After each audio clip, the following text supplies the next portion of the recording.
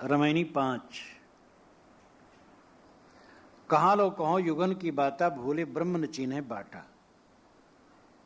साहब की वाणी में आग भरी हुई, एकदम सब जगह आग है।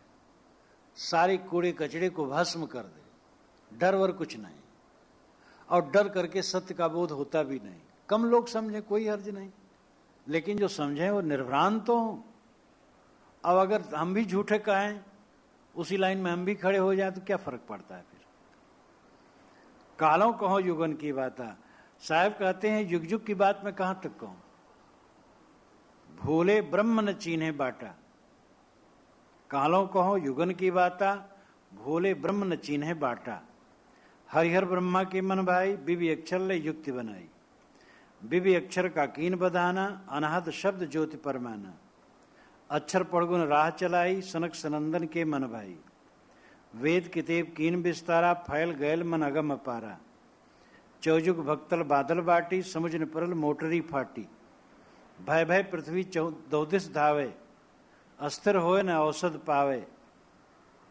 होए बिज जो चरण डोलावे, खसमई छाड़ दोजक को धावे। पूरब दिशा हंस गति हुई, है समीप संधि बूझे कोई। भक्ता भक्ति कीन सिंगारा, बूढ़ी गैल सब माझल धारा। बिन गुर ज्ञान द्वंद भई, खसम कही मिल बात। युग युग सो कहवैया, काहुन मानी बात। साहब कहते युगों की बात मैं कहां तक कहूं। युग युगांतर से भ्रांति चली आई है कि मेरा लक्ष्य, मेरा परमात्मा, मेरा मोक्ष, मेरा सुख, मेरा परम निधान मुझसे अलग है। ये भ्रांति युग युगों से चली आई है। दूर का ढोल सुहावन, अपने यहां की बात अच्छी नहीं लगती है। एक दिल्ली का आदमी कहेगा कलकत्ता वाले से, अरे यार कलकत्ता में कब देखूंगा, आनंद आ जाएगा। कलकत्ता वाला कहता है यार मैं दिल्ली आज तक नहीं देखा, दिल्ली कब देखूंगा, मेरी राजधानी है भारत की। दिल्ली वाला दिल्ली से संतुष्ट नहीं, कलकत्ता वाला कलकत्ता से संतुष्ट नहीं। आदमी अपने पास से संतुष्ट नहीं, दूर से संतुष्ट होता है, भ्रम होता है। साहब कहते युगों की बात मैं तो कहां तक कहूं। भूले ब्रह्म न चीन्हे बाटा। लोग ब्रह्म को भूल गए, ब्रह्म के वास्तविक स्वरूप को भूल गए। ब्रह्म का मतलब महान, श्रेष्ठ। तो मान लिया जड़ चेतन सब ब्रह्म है, ये मिट्टी पानी आग हवा अनंत विश्व ब्रह्मांड सब ब्रह्म है, ये तो भूल जाना हुआ। ब्रह्म तो चेतन है। उपनिषदों में 4 महावाक्य हैं। अहम ब्रह्मास्मि तत्त्वमस, अयम आत्मा ब्रह्म, प्रज्ञानम ब्रह्म। ये चारों महावाक्य के शुद्ध अर्थ बहुत बढ़िया। अहम ब्रह्मास्मि, मैं ब्रह्म हूं, मैं श्रेष्ठ हूं। तत्त्वमस, वही तू है। अयम आत्मा ब्रह्म, ये आत्मा ब्रह्म है। प्रज्ञानम ब्रह्म, ज्ञान ब्रह्म है। व्याकरण के अनुसार 3 पुरुष होते हैं, उत्तम पुरुष, मध्यम पुरुष, अन्य पुरुष। मैं ब्रह्म हूं, उत्तम पुरुष। वह तू है, मध्यम पुरुष। यह आत्मा ब्रह्म है, अन्य पुरुष। तीनों का लक्षण है ज्ञान, प्रज्ञानम ब्रह्म। ये बहुत बढ़िया बात है। मैं ब्रह्म हूं, तू ब्रह्म है, ये आत्मा ब्रह्म है, ज्ञान ही ब्रह्म है। अब इस चीज को लोग भूल गए। ये आत्मा ही ब्रह्म है, जीव ही ब्रह्म है, जीव ही श्रेष्ठ है, ये बात भूल गए। और मान लिए ब्रह्म कहीं अलग है, या ब्रह्म जड़ चेतन मिलाकर है। इसलिए न चीन्हे बाटा, वह रास्ता ही नहीं समझ पा रहे हैं। ब्रह्म को भूल जाने से, ब्रह्म की, सत्य की, श्रेष्ठत्व की वास्तविकता भूल जाने से रास्ता जुदा हो गया। यहां से गंगा है उत्तर, जहां हम प्रीतम नगर के कबीर मंदिर में बैठे हैं, यहां से गंगा है उत्तर और जमुना है दक्षिण।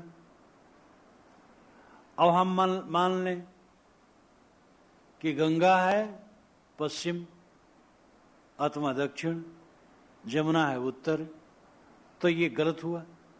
गंगा जमुना है लेकिन दिशा गलत है, समझने की दिशा गलत है। ब्रह्म है लेकिन हमारी समझ गलत है। ब्रह्म नाम श्रेष्ठ, श्रेष्ठ तत्व परम तत्व है, लेकिन वो बाहर नहीं, वो तुम्हारा स्वरूप है। हरिहर ब्रह्मा के मन भाई बिबि अक्षर ले युक्ति बनाई।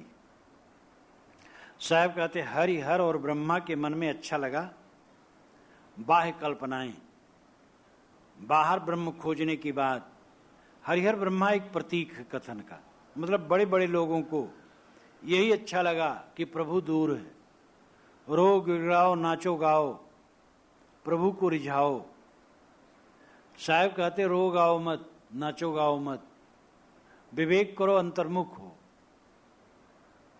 धींगी धींगा भलो न माना, वे धींगी धींगा अच्छा नहीं मानते।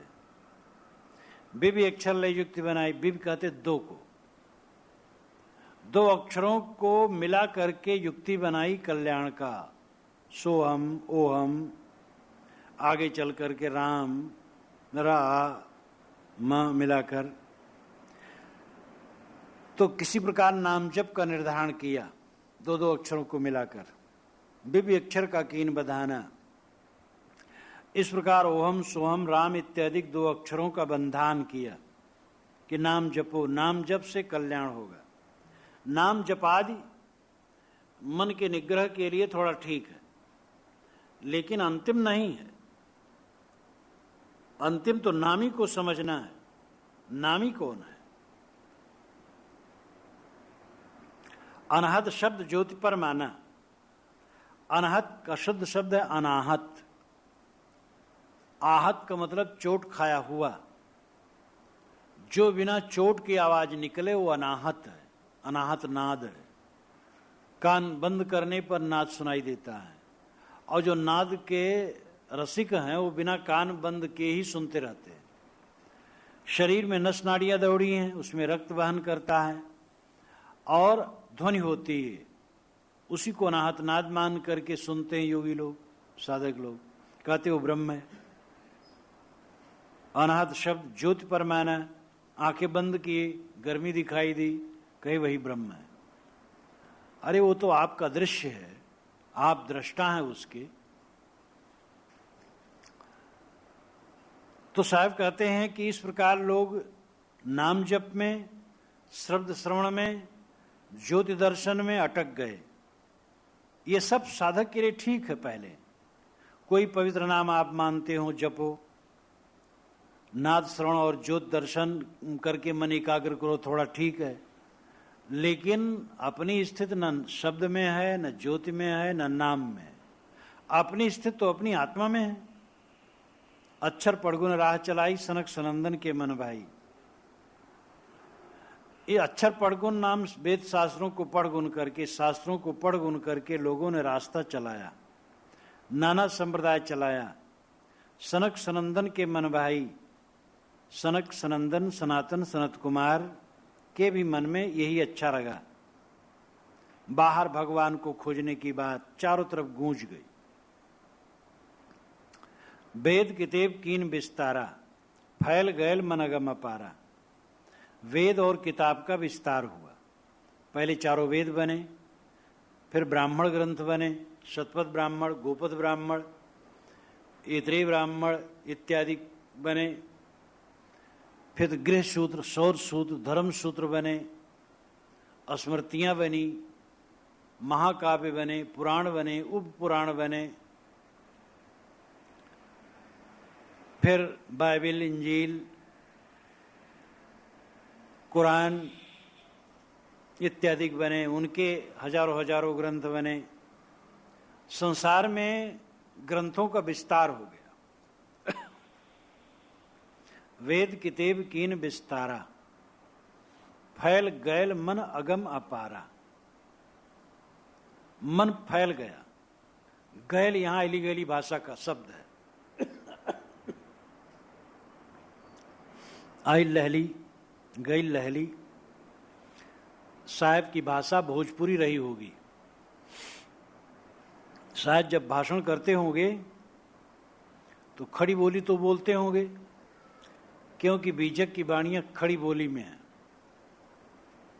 और विद्वान लोग ये भी आश्चर्य करते हैं, जब अन्य कवियों ने खड़ी बोली में अपनी कविता नहीं लिखी, कवि साहब ने खड़ी बोली में अपनी कविता बोली। लेकिन मादरी जबान का पुट तो वाणियों में सब गिराता है। बड़ा बड़ा विद्वान जब सरल होता है तो मातृभाषा का उच्चारण होने लगता है। फैल गैल मन अगम अपारा,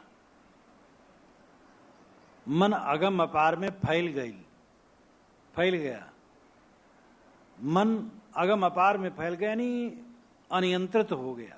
क्या माने क्या ना माने। एक पंडित जी से कहा मैंने, विद्वान पंडित थे, कहो पंडित जी भजन पूजन होता है। कहे महाराज किसका भजन करो, अपना आत्मा ही है, बाहर तो कुछ है नहीं। मैंने कहा बहुत बढ़िया बात, अगर इसमें ठहर जाए तो क्या पूछना है। कि हाँ महाराज सब आत्मस्वरूप ही है, सारा संसार आत्मस्वरूप ही है। तो वहां पर एक बकरी बैठी थी और घास एक गट्ठा रखी थी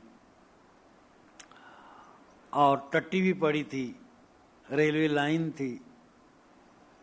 मैंने कहा ये सब भी आपका आत्मस्वरूप है? तो उन्होंने कहा हाँ, शास्त्रों में जड़ चेतन अलग भी कहा गया है। तो मैंने कहा जड़ चेतन अलग मानते हो कि एक? कहे महाराज क्या कहें, अब शास्त्रों में सब लिखा है, क्या माने क्या ना माने समझ में नहीं, अब प्रभु ही जाने, हम क्या जाने। तो हम कहे अभी कहते हो अपने है प्रभु कुछ नहीं। कहे महाराज प्रभु की भी चर्चा है।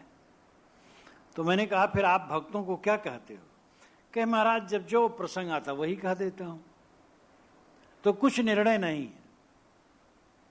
फैल गैल मन अगम अपारा, अगम अपार में मन आदमी फैल गया है, क्योंकि बहुत शास्त्र हैं, बहुत किताबें हैं, बहुत बातें हैं। अब कौन माने कौन न माने, तो जहां जो आए वही कहते रहे, कोई अपना निर्णय नहीं है। ये भ्रांत दृष्टि है।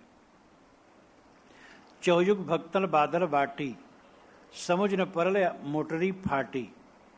यहां भी बांधल और परली अली गली भाषा। चौयुग भक्तन बांधल बाटी, चारों युगों में भक्तों ने बाट बांधा। ये बाटी भी बाट के लिए बाटी है और सब भोजपुरी भाषा। चारों युगों में भक्तों ने भक्ति का रास्ता बांधा। समुझ न परल मोटरी फाटी, उनको समझ नहीं पड़ी कि हमारे ऊपर भ्रम की मोटरी फट गई है। वे कहते हैं हम भक्ति करते हैं, साहब कहते हैं तुम भ्रम में पड़ गए हो। किसकी भक्ति करते हो? जिसकी भक्ति करते हो उससे मुलाकात है? कभी तुम्हें कुछ बोध विचार दिया है? आकाश में शून्य में मुका मार रहे हो? अरे भक्ति किसी विवेकवान पुरुष की करो, सदगुरु की भक्ति करो जो तुम्हें बोध दे, संत की भक्ति करो जिसकी छाया में तुम्हारी रहनी परिपुष्ट हो। तुम शून्य की भक्ति करते हो, निर्जीव की भक्ति करोगे या शून्य की भक्ति करोगे? क्या वहां मिलेगा तुम्हें? जो बोल नहीं सकता, डोल नहीं सकता, कुछ बता नहीं सकता, उसकी भक्ति करते हो। जो शून्य है, हाथ उठा रहे हो, सर पीट रहे हो, तो वहां क्या मिलेगा? तो समझ न परल मोटरी फाटी। इन लोगों को यह नहीं समझ पड़ी कि हमारे ऊपर भ्रम की मोटरी फट पड़ी, जो अपने स्वरूप ज्ञान के अलावा बाहर भटकने की बात आई। भय भय पृथ्वी दौदिस धावे, अस्थिर होए ना औषध पावे। भय भय पृथ्वी दौदिस धावे, भय भय दो बार जोड़ डालने के लिए। पृथ्वी से मतलब है पृथ्वी पर के जीव। जैसे कमरा बोल रहा है, किसी कमरे में मीटिंग होती हो, बहुत से लोग हो, बात करते हो, और कोई आया हो तो बाहर से कह रहा हो भाई कमरा तो बोल रहा है, इन्हीं कमरे में बहुत से लोग हैं बात कर रहे हैं। ये लाक्षणिक अर्थ है। पृथ्वी धावे, भयभीत होकर के पृथ्वी दसों दिशम धावती है। पृथ्वी से मतलब पृथ्वी के लोग। भय भय पृथ्वी दो दिश धावे, अथवा पृथ्वी के दसों दिशाओं में भयभीत होकर के आदमी भाग रहे हैं। गया, बद्री, केदार, जगन्नाथ, काबा, कैलाश, भागते चले जा रहे हैं स्वर्ग और मोक्ष पाने के लिए। एक सज्जन ने कहा, महाराज हमारे बूढ़े पिताजी अभी तीर्थ करके लौटे हैं। तो एक पंडित ने बता दिया कि मथुरा वृंदावन में अमुक तिथि को पर्व है और वहां जाकर के यमुना में जो उस तिथि को स्नान कर ले वो मुक्त हो जाएगा।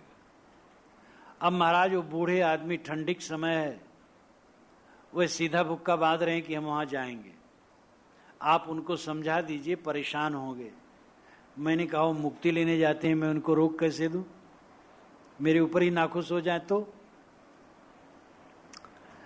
तो मनुष्य भयभीत होकर के, अनेक दुखों से पीड़ित होकर के पृथ्वी के दसों दिशाओं में भागते हैं। सत्य, मोक्ष, परमात्मा और निर्भय स्थान खोजते हैं।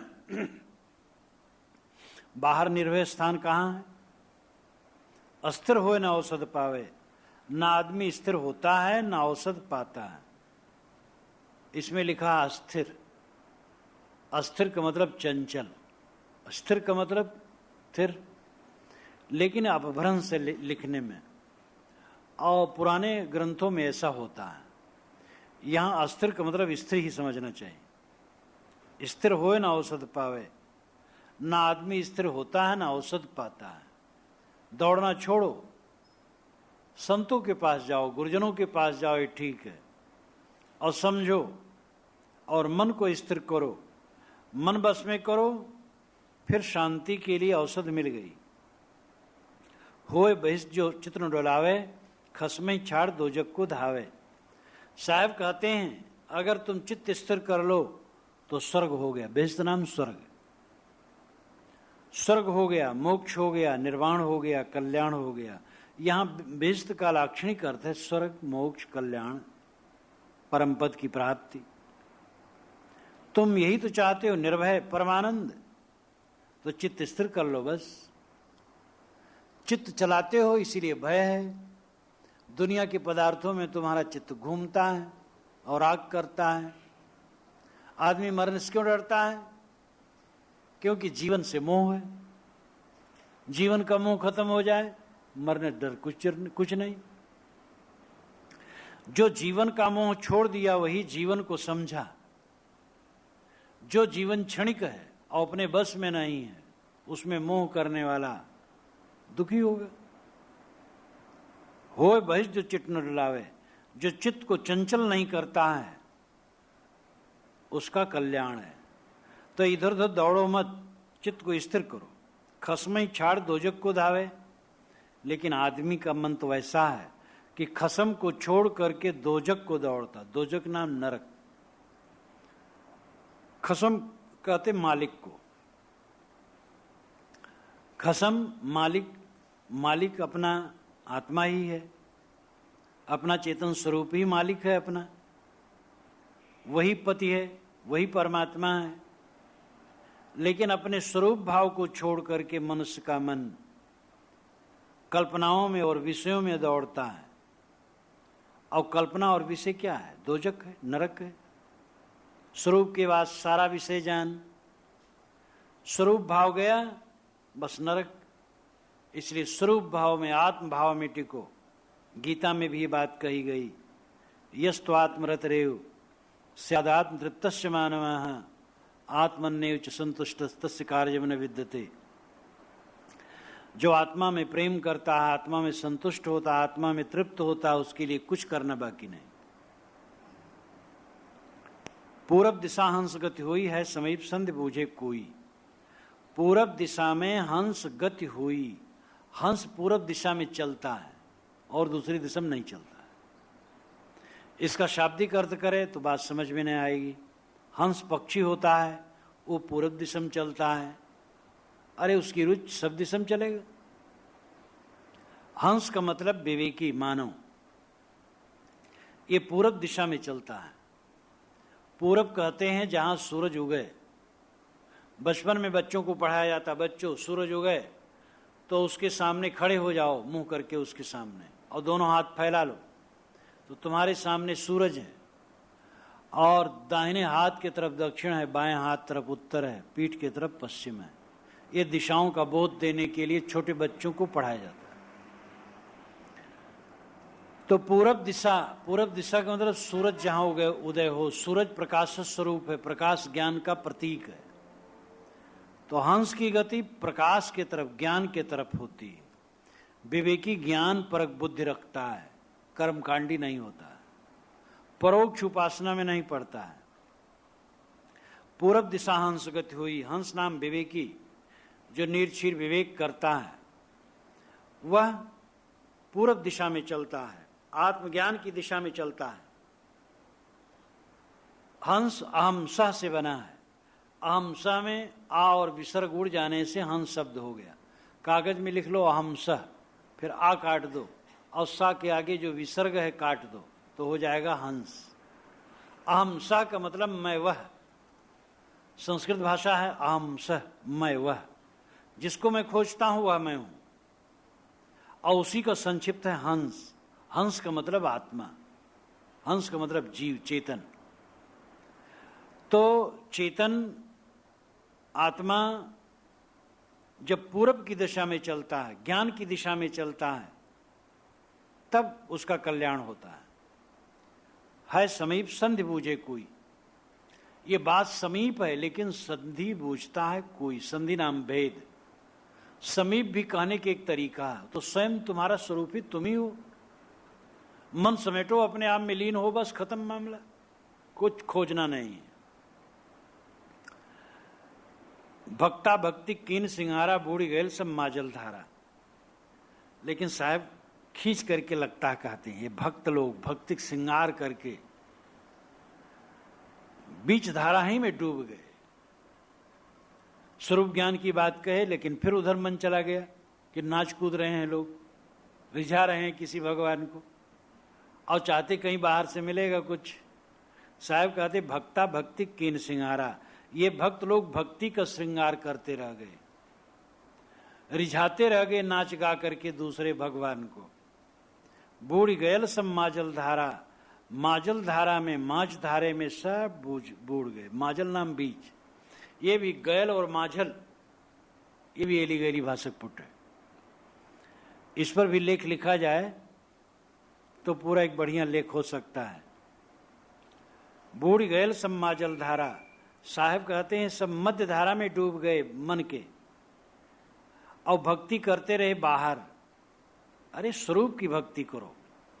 गुरु की भक्ति, संत की भक्ति ठीक है, और गुरु संत बताते हैं कि अपने स्वरूप को समझो। स्वरूप की भक्ति यानी निस्वरूप में स्थित। सुस्वरूपानुसंधानम भक्तिरित विधीयते। सुस्वरूप का अनुसंधान ही भक्ति कहलाती है। निस्वरूप में स्थित होना ही पराभक्ति है। गुरु बिन गुरु ज्ञान द्वंद भई, खसम कही मिल बात। युग युग सो कहवैया, काहुर मानी बात। साहब कहते ये द्वंद बिना गुरु ज्ञान के हुआ। बिन गुरु ज्ञान द्वंद भई। द्वंद नाम झगड़ा, उपद्रव, उलझन, उद्वेग। ये जीव अपने स्वरूप को भूल करके बाहर भटकता है। क्यों? गुरु से ज्ञान मिला नहीं, स्वरूप बोध न मिला। यथार्थ पारखी सदगुरु जब मिलते हैं और कहते हैं अरे तू कहां खोज रहा है, कहां तेरे को बाहर कुछ मिलेगा। जिसको तू खोजता है तू ही है। तू राम को खोजता है, राम तो तू ही है। ब्रह्म को खोजता है, ब्रह्म तू ही है। परमात्मा को खोज रहा है, परमात्मा तू ही है। सुख खोज रहा है, इच्छा छोड़ दे, फिर देख कहां दुख रहेगा। खाली इच्छा छोड़ना है, सुख पाने की जरूरत ही नहीं।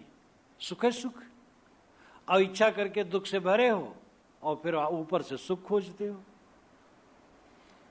इसलिए इच्छा त्यागो और सुख मिल गया। तो बिन गुरु ज्ञान द्वंद भई, बिना गुरु ज्ञान की ये झगड़ा बढ़ा और बाहर लोग खोज रहे हैं परमात्मा को। खसम कही मिल बात। नाना मत के गुरुओं ने शिष्यों से मिल मिल करके अलग खसम की बात कहते हैं। कहाँ खसम ठहराए हो जी, ये मदन साहब ने भी खूब कस के व्यंग किया है कि कहाँ तुमने खसम ठहराया है, तुम्हारा खसम कहाँ है, तुम्हारा पति कहाँ है, अलग कहीं खसम नहीं है। साहब कहते हैं जुग जुग सो कहवैया, जुगान जुगों से कहवैया आते हैं। दुनिया में ज्यादातर यही हल्ला है, भगवान बाहर है, परमात्मा बाहर है, और खूब रो गाओ नाचो कूदो, विरह भावना करो तो कभी तो प्रकट हो ही जाएगा। कबहू दीनदयाल के तो कान में शब्द पड़ेगा। कोई दीनदयाल नहीं है जिसके कान में शब्द पड़ना है। तुम शब्द कहने के चक्कर में क्यों पड़े हो? लौटो अपने तरफ, सदगुरु आओ, उनसे बोध प्राप्त करो, अपने को समझो तुम कौन हो, क्या खोज रहे हो। तुम अपने को समझ लो तो खोजने की कुछ जरूरतें नहीं। तुम्हारा स्वरूप शुद्ध चैतन्य है, अविनाशी है, पूर्ण काम है, असंग है, निर्मल है। इच्छा बस दुखी हो, इच्छा का त्याग करो, अपने आप में तृप्त। काहुन मानी बात, साहब कहते हैं किसी ने ये बात मानी नहीं। कोई नहीं माना तो ये आज तक चला कैसे आया विवेक मार्ग? दुनिया में जोर है, इसलिए साहब ऐसा कहते हैं, यानी कम लोग मानते हैं।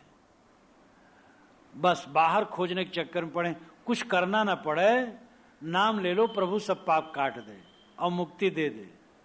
सस्ता नुस्खा, सस्ते नुस्खे में सब प्रेम करते हैं। लेकिन भाई स्वयं आत्मशोधन करना होगा, आत्मा को पहचानना होगा और आत्मा में लौटना होगा।